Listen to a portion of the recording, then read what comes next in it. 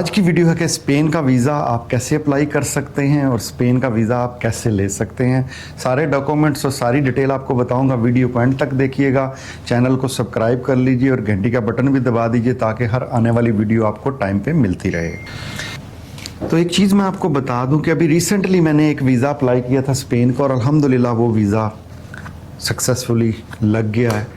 अच्छा, ये मैं एक चीज़ और आपको बता दूं, वीज़ा लगाने में कोई मेरा कमाल या किसी भी कंसल्टेंट का कमाल नहीं होता, या उसने कोई जादू नहीं करना होता, या उसके अंदर कोई एक्स्ट्रा चीज़ नहीं डाल देनी होती। सिर्फ फाइल अच्छे तरीके से प्रिपेयर करनी होती है। और सबसे ज़रूरी चीज़ क्या होती है, आपकी एलिजिबिलिटी, कि आप एलिजिबल भी हो कि नहीं हो। अच्छा, एलिजिबिलिटी में क्या आ जाता है, सबसे पहले तो बैंक स्टेटमेंट आ जाती है। अभी आज दो मेरे पास कस्टमर आए थे जिन्होंने कहा कि भाई हमने स्पेन का वीज़ा अप्लाई करना है। उनकी मैंने स्टेटमेंट चेक की। आप यकीन मानिएगा कि 1 महीना पहले उनका बैलेंस 100 से भी नीचे गया हुआ था। अब ये क्या है, क्लोजिंग बैलेंस। जब भी आप बैंक स्टेटमेंट बनाते हो, एक चीज़ का ख़ास ख्याल रखें कि भाई आपका क्लोजिंग बैलेंस जो है ना, आपका क्लोजिंग बैलेंस जो है वो कम से कम आप 30,000 के ऊपर रखो, उसको कम ना होने दो। और स्टेटमेंट कैसे बनानी होती है कि आपकी जो सैलरी आई है उसमें से आपने जो यूज़ किया है वो कर लें, उसके बाद जो बाकी बचे उसको सेविंग में ले जाएं। यानी ये नहीं है कि आज आपने पूरे निकाल लिए कल पूरे डाल लिए, ऐसे नहीं होता।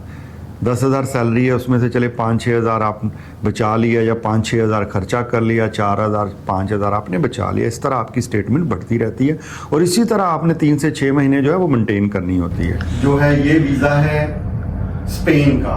तो ये मेरे छोटे भाई हैं कदीर साहब। तो ये भाई साहब का जो है स्पेन का वीज़ा है। इनको वीज़ा मिला है जी 21 डेज का। जितना इन्होंने प्लान दिया था उतना ही इनका वीज़ा लगा है। तो ये देख सकते हो इनकी जो ट्रैवल हिस्ट्री है, ये मैं आपको दिखा दूं। इनका पासपोर्ट फोटो ये देखें। इन्होंने सिर्फ और सिर्फ एक किर्गिस्तान का ट्रैवल किया हुआ है और एक अजरबैजान का और एक जो है इसका सऊदीया का। बस यही इनकी ट्रैवल हिस्ट्री है। बाकी इनका पासपोर्ट देख लें, चिटा पासपोर्ट है। कहने का मतलब ये है मेरा कि अगर आप शेंजन का वीज़ा अप्लाई करना चाहते हैं तो इसके लिए ट्रैवल हिस्ट्री ज़रूरी नहीं है। मेरे कुछ वीज़े ऐसे अप्रूव हुए हैं जिनमें बिल्कुल ट्रैवल हिस्ट्री नहीं है। अगर हाँ आपका वीज़ा अप्रूव नहीं होता तो फिर ट्रैवल हिस्ट्री की तरफ तवज्जो दें, पहले ही पैसे मत लगाएं इस चीज़ पे।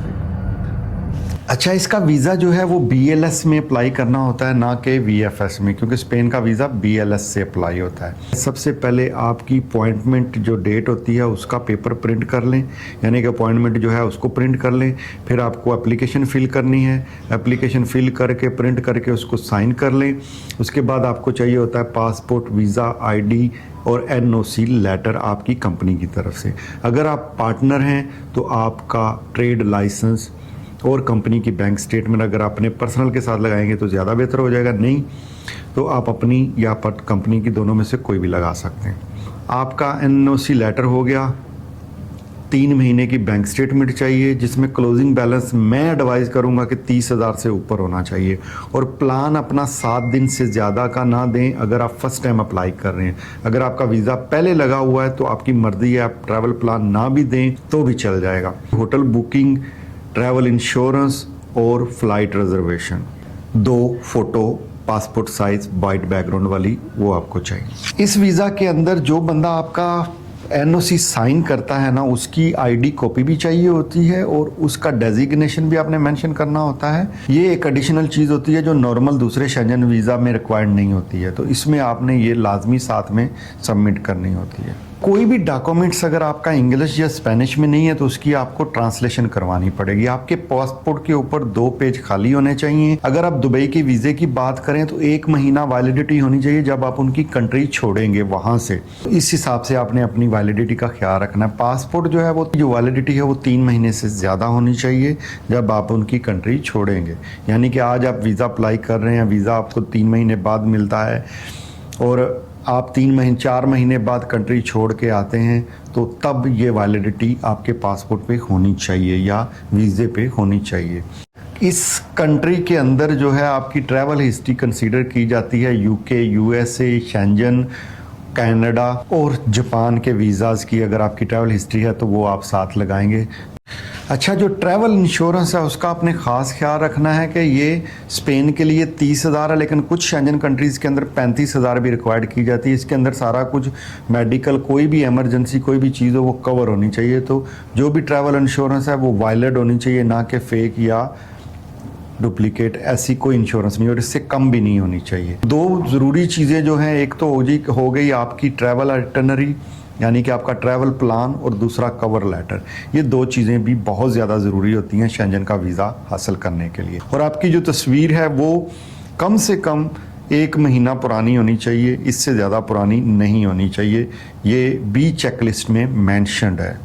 अगर आप अपने बच्चों का वीज़ा अप्लाई कर रहे हैं तो उसके लिए कंसेंट लेटर जो होता है वो आपने दोनों पार्टनर्स ने साइन करना होता है। अगर कोई माइनर आपके साथ ट्रैवल कर रहा है इसका भी आपको लेटर साइन करना होता है। तो बच्चों के लिए बर्थ सर्टिफिकेट और मैरिज सर्टिफिकेट जो हैं वो भी साथ में लगाने होंगे। अगर वो इंग्लिश या स्पेनिश में नहीं है तो आपने उसको ट्रांसलेट करवाना है स्पेनिश के अंदर या इंग्लिश के अंदर। अच्छा, अगर आपको कोई पर्सनली इनवाइट कर रहा है, आपको इनविटेशन भेजा गया है, तो वो इनविटेशन जो है आपने कार्ता दी इनविटेशन, यानी कि वो इनविटेशन आपको पुलिस अथॉरिटी से अटेस्ट करके साथ में लगाना पड़ेगा। अगर पर्सनली कोई आपको एडवाइस कर रहा है तो उसकी टाइटल डीड, यानी जैसे हम अपने यहाँ कहते हैं रजिस्ट्री होती है मकान की या घर की, वो भी साथ लगानी पड़ती है। अगर आप खुद से वीज़ा अप्लाई कर सकते हैं दैट विल बी ग्रेट। अगर खुद से नहीं कर सकते तो उसके लिए आप हमारी सर्विसेज ले सकते हैं। हम आपके लिए सारे डॉक्यूमेंट प्रिपेयर कर सकते हैं। अगर कुछ डॉक्यूमेंट्स उसके अंदर आप हमसे प्रिपेयर करवाना चाहते हैं, वीज़ा प्रोसेस करवाना चाहते हैं, या आप अपॉइंटमेंट लेना चाहते हैं, तो इसके लिए आप दिए गए नंबर पे कॉन्टैक्ट कर सकते हैं। चैनल को सब्सक्राइब कर लीजिए, घंटी का बटन दबा दीजिए ताकि हर आने वाली वीडियो आपको टाइम पे मिलती रहे। इसी तरह मैं वीडियोस बनाता रहूँगा और आपके लिए आसानियाँ पैदा करता रहूँगा। दुआओं में याद रखिएगा। अल्लाह हाफिज़।